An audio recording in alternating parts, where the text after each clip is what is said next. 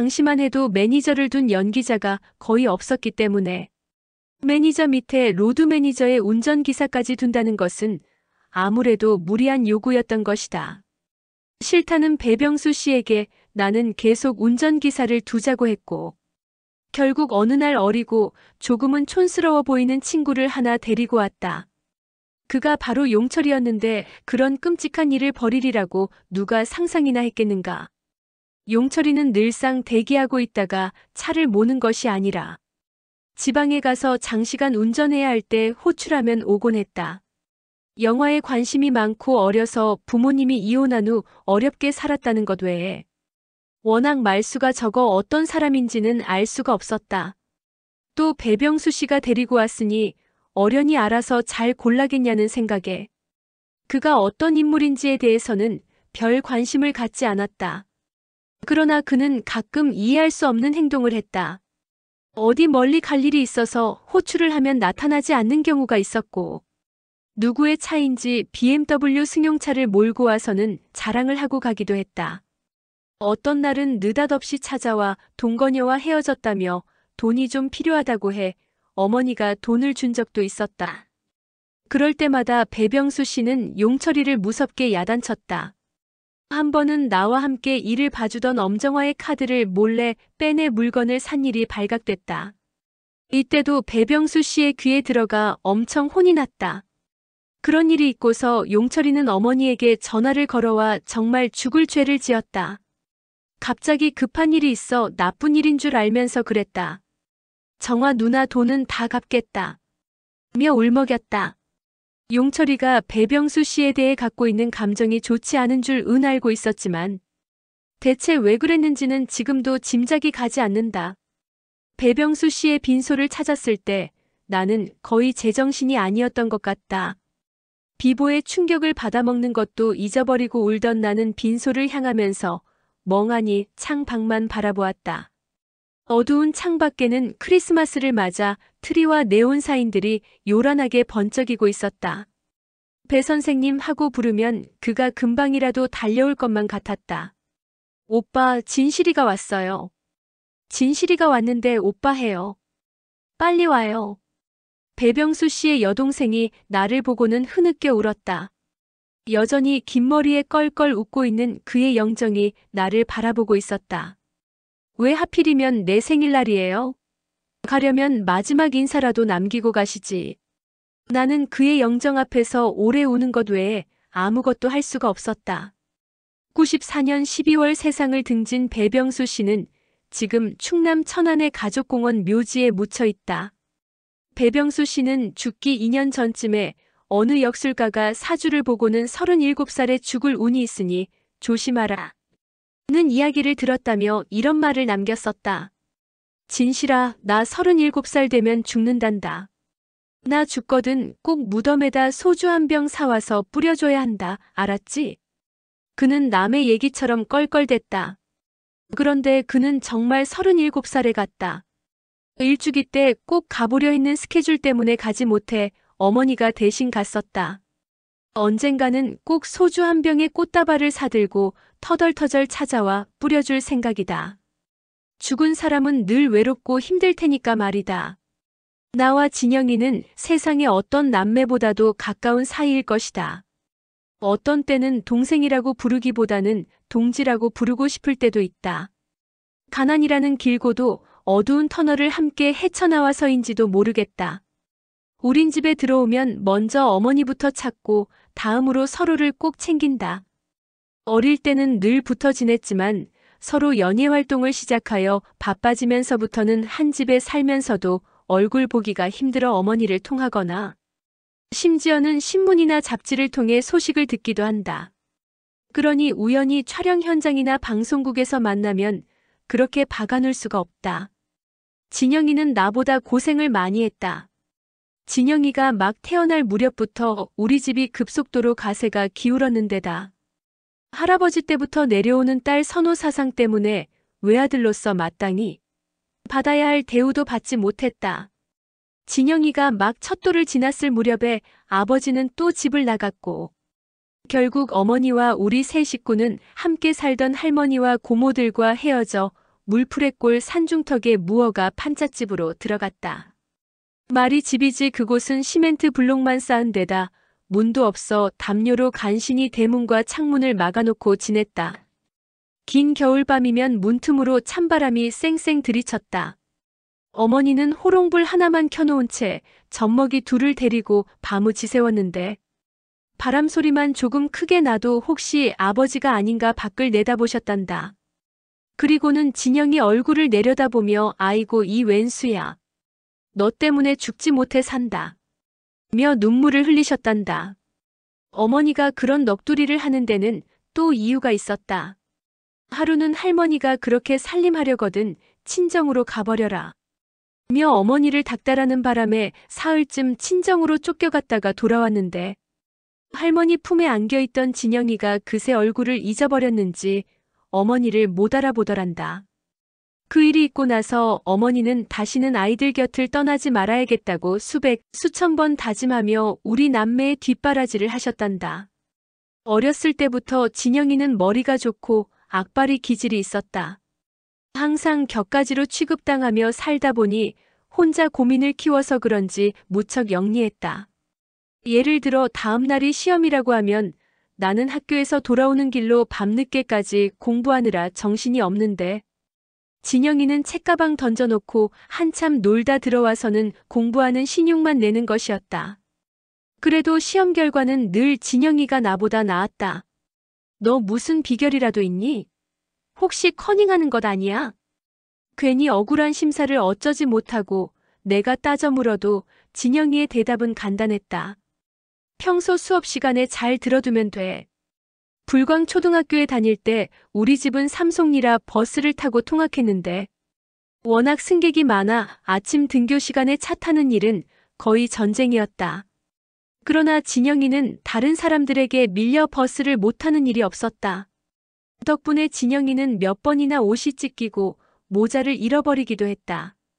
하루는 다 찢어진 바지를 들고 팬티 차림으로 집에 돌아와 배꼽을 잡은 일도 있었다. 대성중학교에 다닐 때는 체구가 작고 약해 보이다 보니 맞고 들어오기 일쑤였다. 어떤 때는 도시락까지 뺏겨 학교에 가기 싫다며 문 앞에서 뻗대기도 했다. 왜 맞아? 죽는 셈치고 한번 끝까지 붙어봐. 나는 약이 올라 소리를 질렀다. 마치 내가 그런 일을 당한 것만 같았다. 입술을 지그시 깨물던 진영이는 며칠 후 승전보를 전해왔다. 누나 해치웠어. 이야기인즉슨 진영이를 괴롭히는 아이들 몇 명이 있었는데 하루는 그 중에 대장격인 녀석을 불러내 한판 붙자고 했다는 것이다. 학교 뒷산으로 올라간 진영이는 며칠을 두고 생각한 방법으로 죽기 살기로 밀어붙였단다. 자신보다 덩치가 크고 힘센 친구라 붙잡히면 끝장이라는 생각에 요리조리 피하다가 결국 잡히는 순간에 이마로 그의 얼굴을 들이받고 무릎으로 급소를 올려쳤다는 것이다. 그 친구는 고목이 넘어가듯 땅바닥으로 쓰러졌고 진영이는 의기양양하게 집으로 돌아와 제일 먼저 나에게 그 소식을 전한 것이었다. 내 동생답게 진영이는 정말 악발이었다. 우리 남매의 의리는 나이가 들어서도 변함이 없었다. 먼저 CF 모델 일을 시작한 진영이 덕에 내가 연예계에 발을 들릴 수 있었는데 진영이는 결국 내 덕분에 영화를 시작해 연기자로 데뷔할 수 있었다. 결국 우리 남매는 서로 밀고 끌어주는 동지였던 셈이다. 누나, 저 사람이 쳐다보는데 누구야? 누나한테 관심 있는 거 아냐? 나의 첫 데뷔작인 남부군에 고사를 지내러 갔을 때 진영이는 누군가를 눈짓으로 가리키며 말했다. 많은 영화 관계자와 취재진들이 현장에 와 있었는데 그중 한 사람이 진영이와 내가 있는 쪽을 유심히 쳐다보고 있는 것이었다. 나는 정말 그 사람이 내게 호감을 갖고 그러는 줄 알고 어찌나 당황스러웠던지. 최진실 씨 맞죠? 옆에는 남자친구인가? 어느새 다가온 그 사람이 나에게 말을 걸고 있었다. 그러나 정작 자신을 환기성 사단의 제작 상무 이춘연이라고 소개한 그 사람이 관심을 가진 것은 내가 아니라 진영이었다. 어때, 누나처럼 영화 한번 해볼 텐가? 이렇게 해서 진영이는 행복은 성적순이 아니잖아요. 왜 속편격인 그래? 가끔 하늘을 보자는 남부군에 이은 나의 두 번째 출연작인 꼭지단과 같은 시기에 개봉이 됐다. 각 연예지에서는 오누이 배우가 탄생해 개런티와 관객 동원 경쟁을 벌인다고 대서특필하는 등 대단한 화제로 다루었다. 최진실은 1천만 원을 개런티로 받았고 최진영은 600만 원을 받았다. 또 관객 동원 면에서는 꼭지단이 그래 가끔 하늘을 보자보다 조금 앞섰으니 1라운드는 누나의 판정승이라는 연예지 기사들이 쏟아져 나왔다. 동해에서 나왔습니다. 94년 2월이었다.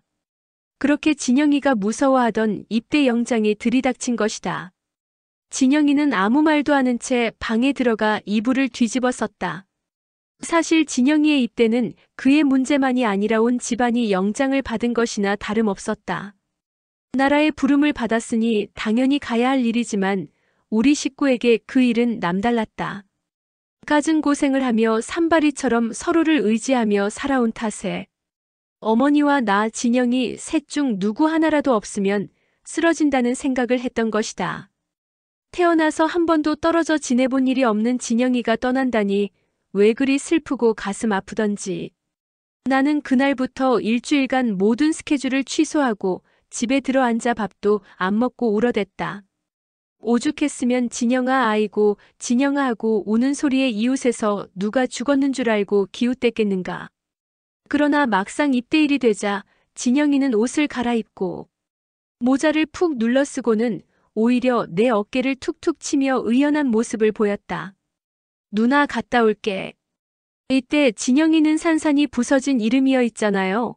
비밀이에요. 19살까지만 살고 싶어요. 이태원.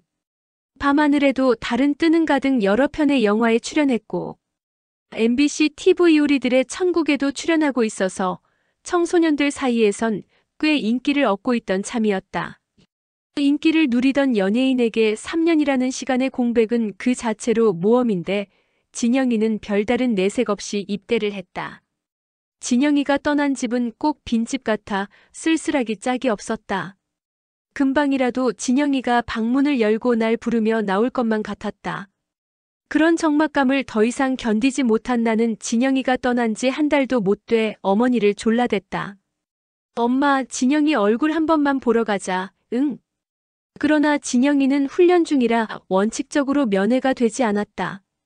산 넘고 강 건너 찾아간 부대에서 어머니와 나는 절대 안 된다는 것을 사정하고 사정에 잠깐이나마 얼굴을 볼 수 있었다. 새카맣게 그을린 얼굴에 훈련병 모자를 뒤집어 쓰고 있는 게 도무지 진영이 같지가 않았다. 말도 몇 마디 못하고 가져간 음식만 입에 넣어주기 바빴다. 그러나 이때 면회 간 일은 결과적으로 진영이에게 좋지 않은 영향을 주었다. 진영이를 편한 곳으로 배치받게 하기 위해 로비하러 간 것으로 오해를 받은 것이다. 진영이는 결국 최전방의 부대로 배치되었다. 그 소식을 접하고서는 나는 얼마나 후회했는지 모른다. 워낙 애정이 깊은 동생이라 그랬지만 어머니와 내가 아무래도 유난을 떨었던 것 같다. 남자답게 한번 견뎌보라고 그냥 놔두었어야 하는 건데 하는 생각으로 나는 오래 진영이에게 미안해야 했다. 그러나 그런 생각도 그리 길게 가지 않았다. 내 마음이 그렇게 순식간에 변할 수도 있다는 걸 나는 처음 알았다. 어떻게 하면 진영이 얼굴을 한 번이라도 더 볼 수 있나? 궁리만 하던 나에게 군장병 위문 프로인 우정의 무대 섭외가 들어왔다. 그것도 마침 진영이가 소속되어 있는 부대였다. 나는 더 들을 필요도 없이 응낙했다. 우정의 무대는 출연자들에게 방송이 끝나면 포상휴가를 보내주는 것이 상례였으니 나를 섭외하는 담당자에게 오히려 꼭 보내달라고 사정했다. 그러나 막상 현지에 가보니 약속이 틀렸다. 진영이 얼굴은 볼 수 있어도 포상휴가까지는 갈 수 없다고 했다. 훈련을 마치고 부대 배치받은 지 한 달밖에 되지 않아 규정상 어쩔 수 없다는 것이다. 나 그러면 방송 안 할래요. 가기 전과 말이 틀려 너무 화가 난 나는 스태프들 앞에서 마구 소리를 질렀다. 그런데 리허설을 하기 위해 잠깐 나온 진영이는 내 행동을 보고는 얼굴이 하얗게 질렸다. 누나, 나 봐서 잘 좀 해줘. 군기가 바짝 든 진영이는 길게 말은 안 했지만 내가 녹화에 응하지 않고 가버리면 다음 일이 걱정되는 모양이었다. 사회자인 뽀빠이 이상용 아저씨가 일을 지켜보다가 와서 씩씩대고 있는 나를 달랬다. 내가 대대장에게 이야기해볼게. 웬만하면 내 말은 다 듣는. 단말이야. 걱정하기 말고 녹화 들어가자. 연예계 대선배가 그렇게까지 나오는 데는 나로서도 도리가 없었다. 나는 기대 반 염려 반으로 무대 뒤에서 대기했다. 이윽고 무대 감독이 사인을 했고 이상용 아저씨가 내 소개를 하고 있었다. 여러분이 가장 좋아하는 최고의 스타 최진실 씨를 모시겠습니다. 하니 안 하니 잔뜩 화를 내고 난 뒤끝이라 그런지 다른 때와는 달리 그리 긴장되지도 않았다. 그러나 무대 위에 서서 연병장을 가득 메운 젊은이들을 바라보자 갑자기 가슴이 촉촉이 젖어들었다. 다들 하나같이 사랑하는 가족과 친구와 애인을 떠나온 사람들인 것이다. 조금 전까지 진영이 휴가 안 보내주면 녹화에 응하지 않겠다던 내 태도가 그렇게 쑥스러울 수가 없었다. MC가 그동안 진영이와 어떻게 지내왔는지 몇 마디 물었는데 무슨 말을 했는지도 잘 기억이 나지 않는다. 다만 자, 직접 동생 이름 한번 불러보세요. 하던 말만 귓가를 맴돌았던 것 같다. 진영아. 나는 혹시나 진영이의 모습을 놓칠세라 연병장 여기저기를 둘러보았다. 무대 위에서 진영이를 껴안았는데 왜 그리도 눈물이 나던지 나는 울먹이느라 제대로 말도 하지 못했다. 녹화가 끝난 후 그래도 미련이 남은 어머니와 나는 그곳에 계속 남아 있었다. 뽀빠이 아저씨와 연출진들이 어떻게 해서라도 진영이 휴가를 받아내려고 부대 간부들에게 사정을 하고 있었기 때문이다. 그러나 대답은 역시 안 된다는 것이었다. 연예인이기 때문에 특별관리 대상이라 더욱 어렵다는 대답뿐이었다. 그 대신에 연병장 한 구석에서 진영이를 다시 불러내 얼굴만은 볼 수 있었다. 그것도 남들 눈에 띄지 않아야 한다고 하여 승용차 안에서 실내등도 켜지 않은 채 10분간의 짧은 작별 인사를 할 수밖에 없었다. 그 시간에 무슨 말을 더 할 수 있겠는가. 깜깜해서 얼굴도 보이지 않는 승용차 안에서 어머니는 연신 싸들고 간 음식만 진영이 입에 넣어주고 있었다. 급한 마음에 어머니와 내가 교대로 음식을 우겨놓다 보니 진영이로서는 여간 고역이 아닌 모양이었다. 어머니 거기 입 아니야. 좀 천천히 줘. 진영이는 아쉬움을 뒤로 한 채 곧 어둠 속으로 사라졌고 어머니와 나는 무거운 마음으로 서울로 돌아올 수밖에 없었다. 서울로 온 다음에도 나는 미련을 버리지 못하고 우정의 무대팀에서 진영이 휴가 좀 보내달라고 계속 부탁을 했다. 그러나 안 되는 건 안 되는 거였다. 다른 사람들은 엄두도 못 내는 일을 나는 될지도 모른다고 생각했던 것은 그야말로 오만이었다. 아들 하나 더 있었으면 우리는 아마 애들 군대 보내놓고 뒤치다꺼리하다 죽었을 거다. 어머니의 말처럼 우리는 좀 유별났던 것 같다. 이후 진영이는 서울에 있는 국군홍보관리소로 파견나와 차인표, 윤상, 이휘재 등 연예인들과 함께 근무하며 23편의 군홍보영화에 출연했다. 그리고 이때쯤에야 진영이는 특별 외박이라며 자주 집에 올 수 있었다. 진영이는 지금 집에 없다. 나 몇 달만 나가 살아볼게. 이제 고생 좀 해봐야겠어. MBC TV 1일 극방우리에 캐스팅되고 얼마 안 돼서였다. 진영이가 느닷없이 집을 나가 독립해서 살아보겠다는 것이었다. 물론 어머니와 나는 안 된다고 했다. 새 식구가 좀 살만하게 된 지 얼마나 됐다고 그러는지 이해가 가지 않았다. 진영아, 너 방 따로 있지? 어머니가 해달라는 대로 다 해주잖아. 너 어디서 뭐 한다고 누나가 간섭한 적 있니? 대체 왜 그러는 거야? 그러나 진영이가 나가겠다고 한 이유가 바로 이것이었다. 너무 잘해줘서가 이유였다. 진영이는 그 이야기를 할 때 이미 짐을 다 챙겨놓은 뒤라 사실 말릴 틈도 별로 없었다. 어머니는 무척 섭섭해하며 나가서 힘들면 바로 들어와라. 내 방은 안 치우고 그대로 놓아둘 테니. 하는 말밖에 할 수 없었다. 진영이는 이후 몇 달이나 소식이 없었고 얼굴은 방울이를 통해서 봐야 했다. 어머니는 하도 연락이 없자 내게 얘 혹시 진영이가 어떤 계집애하고 동거하고 있는 것 아니니? 하고 물었다. 그러고 보니 그럴지도 모르겠다는 생각에 나는 그날부터 진영이를 수소문했다. 누군가 진영이가 청담동에 있는 매니저 형 집에서 신세를 지고 있다고 가르쳐 주었지만 한번 그렇게 생각하니 의심이 가시지 않았다. 진영이 사는 데를 가보자. 분명히 어떤 계집애가 문 열고 나올 거야. 그렇지 않으면 이렇게 연락조차 없을 수가 있겠어? 어느 날 어머니와 나는 중대 결단을 하고 현장 을 덮쳤는데 예상은 완전히 빗나가고 말았다. 문을 열고 나온 건 시커먼 남재 3명이었고 집안은 여자가 손 뗀 흔적이 전혀 없어 돼지우리나 다름없었다. 냉장고 문을 열어보니 음식들이 상해서 냄새가 진동하고 있었고 방바닥은 무슨 잡동사니들이 그리 많은지 앉을 틈조차 없는 먼지 구덩이였다. 싱크대 위에는 밥을 해먹고 닦지 않은 밥솥과 냄비가 어지럽게 쌓여 있었다. 그래도 밥은 해먹는구나.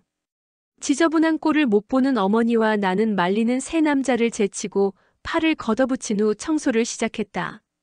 공연히 의심까지 한 게 더 미안해서 어머니와 나는 땀을 뻘뻘 흘리며 진영이의 방을 치웠다. 진영이는 방울이가 끝나고 몸살이 났다며 나간 지 1년 만에 집에 들어와 일주일을 그냥 먹고 자기만 하다가 필요한 짐을 챙기더니 또 나갔다.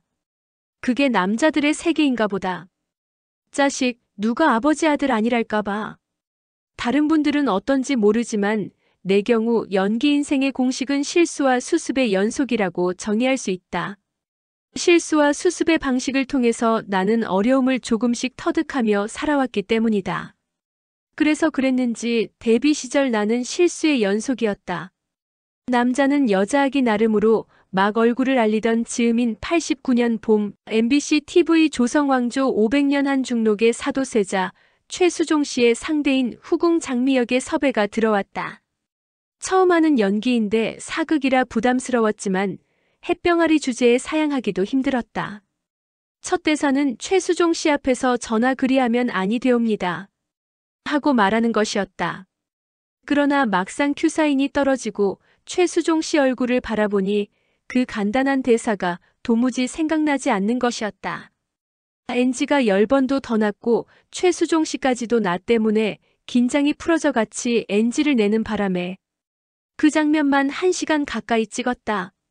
처음엔 나도 자신있게 덤벼들었으나 갈수록 주눅이 들어 목소리는 점점 더 기어들어가고 이마에는 식은땀이 송글송글 맺혔다. 스태프들의 얼굴이 마치 호랑이처럼 느껴졌다. 극중 인물인 장미가 평양기생 출신이니 생판 처음 보는 가야금 타는 신윤까지 해야 했고 궁중에 들어간 다음 신부터는 그 복잡한 의상들을 하나하나 챙기는 것도 부담스러웠다. 1달 가까이 한 중록에서 땀을 빼고 난 나는 너무 자신감을 잃어 그저 CF나 찍으며 살자고 생각할 지경이었다. 그러나 며칠 지나고 나니 은근히 오기가 발동했고 한 중록의 연출자였던 이병훈 선생님이 신인치고는 잘했으니 용기 잃지 말라며 격려해주던 말씀을 되새기며 나는 억지로 마음을 다 잡았다. 마침 매니저를 맡겠다고 나선 배병수 씨가 정지영 감독의 영화 남부군을 하자고 제의해왔다. 배역이 정해져 있지 않았지만 드라마보다 오히려 부담이 덜할 것 같다는 생각으로 나는 선뜻 섭외에 응했다. 그러나 이 영화는 촬영만도 1년이 넘게 해야 하는 엄청난 대작인데다 1달 만에 결정된 배역이 주인공이나 다름없었다. 내가 맡은 빨치산 간호사 박민자는 주인공. 이태한 성기분을 사랑하면서도 시대적 상황 때문에 내색할 수 없는 청순 가련형 인물이었다.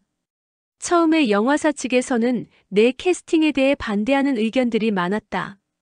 이만한 대작에 그런 비중 있는 역할을 신인에게 맡기는 게 모험이 아니냐는 것이었다. 그런데 재미있었던 것은 말 많던 내 캐스팅이 결국 역학에 의해 결정되었다는 사실이다.